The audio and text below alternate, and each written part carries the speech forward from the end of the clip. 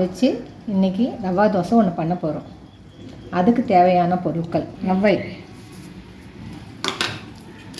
இஞ்சி, மிளகு, சீரகம், பெருங்காயம்,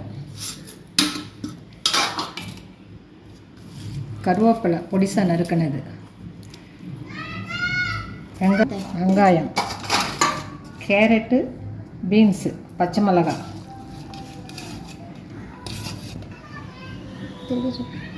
மைதா, உப்பு. எப்படியும் ஒரு 1/2 லிட்டர் மேலே தண்ணி எடுத்துக்கிட்டு நல்லா கையை விட்டு நல்லா பிசைஞ்சிக்கணும்.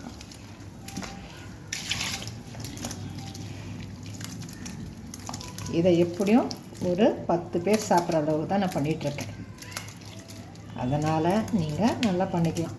நல்லா நிறைய தண்ணி ஊற்றி நல்லா ஊற வைக்கணும். ஒரு 1/2 hour ஊற வச்சுட்டு உங்களுக்கு தோசை சுட்டு காமிக்கிறேன்.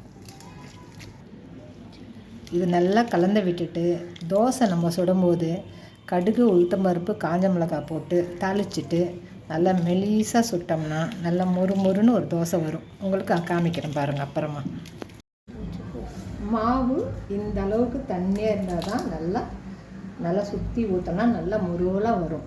நான் சுட்டு காமிக்கிறேன் பாருங்கள். 1 ஸ்பூன் எண்ணெய் நல்லா காஞ்சதும்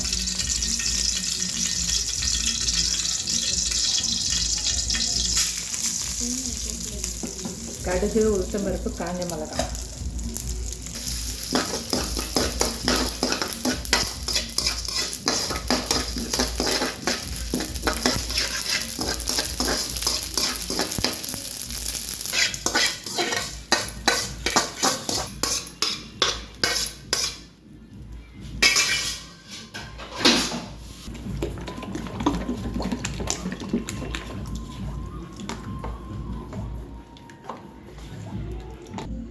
தாளிச்சாச்சு. நம்ம ஒரு 10 நிமிஷம் கழித்து தோசையை நல்லா முருளாக விட்டு காமிக்கிறேன் உங்களுக்காக.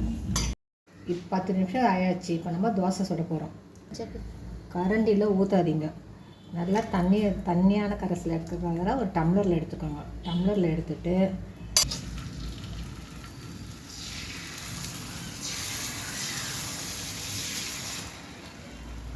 அவ்வளோதான்.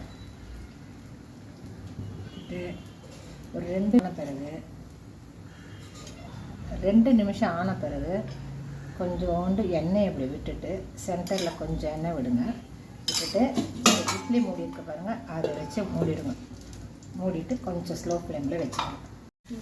2 நிமிஷம் ஆன பிறகு அப்படி ஓப்பன் பண்ணால் எல்லாம் நல்லா வெந்துடுச்சு. நீங்கள் திருப்பவே தேவையில்லை. அதனால் இதை எடுத்து நல்லா திருப்பவே தேவையில்லை. அவ்வளோதான், தோசை ரெடி.